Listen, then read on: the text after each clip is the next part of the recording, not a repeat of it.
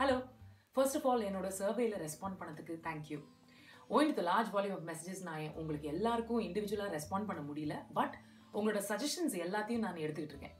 One of the suggestions என்னன்னா, நீங்கள் இந்த வீடியோவை தமிழில் மட்டும் பண்ணாதீங்க, இங்கிலீஷ்லையும் பண்ணுங்க அப்படின்னு ஒன்று வந்துருந்துச்சு. ஒரு 2-3 நாளில் இதே வீடியோ இங்கிலீஷில் ரெடி ஆகிடும் அப்படின்னு நான் எதிர்பார்க்குறேன். ஃபார் டுடேஸ் டாபிக் நீங்கள் எல்லாரும் சஜஸ்ட் பண்ணது ஒரு டாபிக். அது வந்து நம்மளோட லைஃப் வந்து எப்படி இருக்குன்றதுக்கான ஒரு அறிகுறி அது. ஏன்னா நம்ம இந்த ஃபோன் எடுத்தோம்னா யாரை வேணா எப்போ வேணா கூப்பிடலாம். நம்மளோட இமெயிலை எங்கே வேணா செக் பண்ணலாம், எப்போ வேணா செக் பண்ணலாம். அண்ட் நம்மளோட ஒர்க் ஏதாவது பண்ணணும்னா அதை எப்போ வேணா பண்ணலாம், எங்கே வேணா பண்ணலாம். So as a result of this நம்மளுக்கு என்னன்னா ஒரு சேஃப் பிளேஸ், ஒரு ரெஃப்யூஜ் அப்படின்னு பார்த்தா அது எங்கேயுமே கிடையாது. ஆஸ் அ ரிசல்ட் நம்மளால ப்ரெஷர் கிட்டேருந்து தப்பவே முடிய மாட்டேங்குது. நம்மளோட ப்ரொஃபஷனல் டைமுக்கும் பர்சனல் டைமுக்கும் இடையே இருக்கிற அந்த எல்லை அப்படியே மங்கல் ஆகிட்டே போகுது. அண்ட் நம்ம மேலே ப்ரெஷர் இன்க்ரீஸ் ஆகிட்டே போயிட்டுருக்கு. நம்ம ஜாபில் நல்லா பெர்ஃபார்ம் பண்ணணுன்ற ப்ரெஷர், நம்ம வேலையை தக்க வைக்கணுன்ற ப்ரெஷர், நம்ம இன்னும் கொஞ்சம் பணம் சம்பாதிக்கணுன்ற ப்ரெஷர், இல்லை நம்மளோட ஸ்டைல் இல்லை அப்பியரன்ஸ் இப்படி இருக்கணுன்ற ஒரு ப்ரெஷர், அடுத்த ப்ரொமோஷன் கிடைக்கணும், அடுத்த மூவி, அடுத்த கமர்ஷியல், அடுத்த அவார்ட் ப்ரெஷர். இதெல்லாம் போதாதுன்ட்டு நம்ம ஃபேமிலி அண்ட் ஃப்ரெண்ட்ஸ் கிட்டே இருந்து வேற ப்ரெஷர். அப்படி இருக்கும்போது நீங்கள் நிறைய பேர் ஒரு டாப்பிக்கை சஜஸ்ட் பண்ணியிருக்கீங்க. அந்த டாபிக் நீங்கள் தேர்ந்தெடுத்ததில் எனக்கு சர்ப்ரைசிங்காகவே இல்லை. டாபிக் வந்து how to deal with pressure. So நான் எப்படி ப்ரெஷரை ஹேண்டில் பண்ணுறேன்? ஆக்சுவலாக எனக்கு ப்ரெஷர் பிடிக்கும். ப்ரெஷரை வரவேற்க கற்றுக்கிட்டேன். ஏன் தெரியுமா? ஏன்னா ப்ரெஷர் இருந்துச்சுன்னா நம்ம மேலே ஒரு எதிர்பார்ப்பு இருக்குன்னு அர்த்தம். ஸோ நம்ம வந்து இது வரைக்கும் நம்ம ட்ரை பண்ணாத விஷயங்கள் நம்ம ட்ரை பண்ணலாம், நம்மளை ஊக்குவிக்குது. பட் எப்போ இது ரொம்ப கஷ்டமாகுது தெரியுமா? நம்ம திடீர்னு ஒரு இடத்துல உட்காந்துட்டு ஐயோ என்னால் முடியல அப்படின்னு சொல்ல தோணும் போது, அதாவது என் மேலே இருக்கிற எதிர்பார்ப்புகளை என்னால் சந்திக்க முடியாது அப்படின்ற ஒரு எண்ணம் நமக்கு வரும்போது தான் அப்போ அதெல்லாம் ரொம்ப கஷ்டமாயிடுது. அப்போ ப்ரெஷர் வந்து நம்மளுக்கு ஸ்ட்ரெஸ் ஆகிடுது. And stress is not a good thing. யாருக்குங்க வேணும் மன அழுத்தம்? என்னை பொறுத்த வரைக்கும் ப்ரெஷர் ஸ்ட்ரெஸ் ஆகிறதுக்கு 4 காரணங்கள் இருக்குது. 1, என்ன ஆயிடுமோ அப்படிங்கிற ஒரு பயம். 2வது, என்ன ஆக போகுது அப்படின்ற ஒரு தெரியாத ஒரு நிலைமை. 3வது, எதிர்பார்ப்புகள். 4வது, இயலாமை, அதாவது ஒரு ஃபீலிங் ஆஃப் ஹெல்ப்லெஸ்னஸ். என்ன ஆயிடுமோ அப்படின்ற அந்த பயத்தை நான் எப்படி ஹேண்டில் பண்ணுறேன்? யூஸ்வலாக நான் என்ன பண்ணுவேன், அந்த பயம் வரும்போது சரி மிஞ்சி மிஞ்சி போனால் என்ன ஆயிடப்போகுது, ஃபஸ்ட்டு அதை எப்படி நான் ஃபேஸ் பண்ணுவேன் அப்படின்னு சொல்லிட்டு அந்த சிச்சுவேஷனுக்காக ப்ரிப்பேர் பண்ணுவேன்.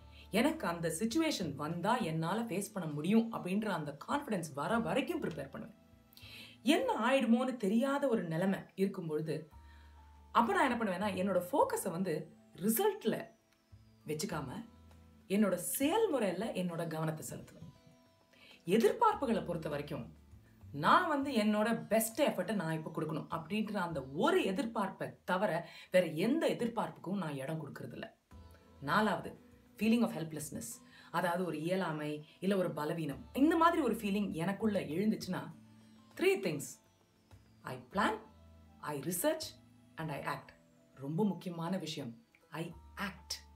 ஐ ஆக்ட் அப்படின்னா அனு வந்து நடிக்கிறேன் அப்படின்னு சொல்கிறாங்கன்னு நினைக்கிறீங்களா?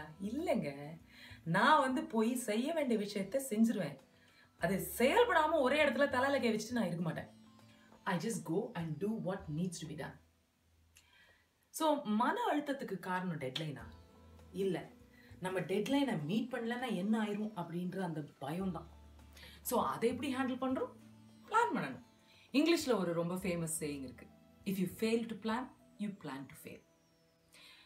நெக்ஸ்ட் திங், சமுதாயம் எப்போ நம்மளுக்கு மன அழுத்தத்தோட காரணமாகுது? எங்கே நம்ம வித்தியாசமாக இருந்தால் அந்த சமுதாயம் நம்மளை ஏற்றுக்கொள்ளாதோ அப்படின்ற ஒரு பயம் நமக்குள்ளே வரும்போது தான். என்னை பொறுத்த வரைக்கும் சமுதாயம் வந்து ரொம்ப ஒரு அனிமலிஸ்டிக் திங். எப்போ நீங்கள் சமுதாயத்தை பார்த்து பயப்படுறீங்களோ அப்போ தான் சமுதாயம் உங்களை பார்த்து உருமும். எதுக்கு பயப்படுறீங்க? And for the women out there, நீங்களாம் நான் சொல்கிறத ஒத்துப்பீங்கன்னு நினைக்கிறேன். நம்மளே நம்ம மேலே நிறைய ப்ரெஷர் போட்டுக்கிறோம். ஏன்னா நம்மளுக்கு ஒரு ப்ரொஃபஷனல் கரியர் வேணும், நம்ம அதில் சக்ஸஸ்ஃபுல்லாக இருக்கணும்னு நினைக்கிறோம். அதில் தப்பே கிடையாது. அதே சமயத்தில் வீட்டையும் நல்லா பார்த்துக்கணும், குழந்தைங்களையும் நல்லா பார்த்துக்கணும், குடும்பத்தை நல்லா பார்த்துக்கணும். அது மாத்திரம் இல்லாமல் எங்கள் அம்மா இல்லாட்டி என்னோட மாமியார் எப்படி பார்த்துட்டாங்களோ அதை விட பெட்டராக நான் பார்த்துக்கணும் அப்படின்ற ஒரு காம்படிட்டிவ் நேச்சர் கூட இருக்குது. அது நம்மளோட இயல்பு. It's okay. ஆனா நான் ஒரே ஒரு விஷயம் தான் சொல்லுவேன். இவ்வளவு ப்ரெஷர் நம்ம மேலேயே போட்டுக்கும் பொழுது நமக்குன்னு தனியா டைம் ஒதுக்கி வைக்கிறதுல தப்பே கிடையாது. சினிமா போங்க, வாக்குக்கு போங்க, இல்ல படுத்து தூங்குங்க, இல்ல போய் மேனிக்யூர் பெடிக்யூர் பண்ணிக்கங்க, என்ன வேணா பண்ணுங்க. ஆனா நமக்குன்னு ஒரு டைம் எடுத்து ஒதுக்குறதுனால வானம் ஒண்ணு இடிஞ்சு நம்ம தலை மேல விழுந்துற போறது இல்ல. இல்ல நீங்களும் என்ன மாதிரி இருந்தா, அதாவது ஐ வாண்ட் இட் ஆல் அப்படின்னு நீங்களும் நினைச்சீங்கன்னா ப்ரெஷரை வரவேற்கிறத தவிர வேற வழியே கிடையாது. அதனால என்னோட தோல்விக்கு என்ன மன்னிச்சிருவேன், என்னோட வெற்றிகளுக்கு என்ன பாராட்டுவேன். ஆனா அதே சமயம் ஒரு ரொம்ப முக்கியமான விஷயத்தை அப்பப்ப எனக்கு ஞாபகப்படுத்துவேன். ப்ரெஷர் ஒரு ஃபேக்ட் ஆஃப் லைஃபா இருக்கலாம், ஆனா மன அழுத்தம் ஒரு ஃபேக்ட் ஆஃப் லைஃப் இல்ல, அது ஒரு சாய்ஸ்.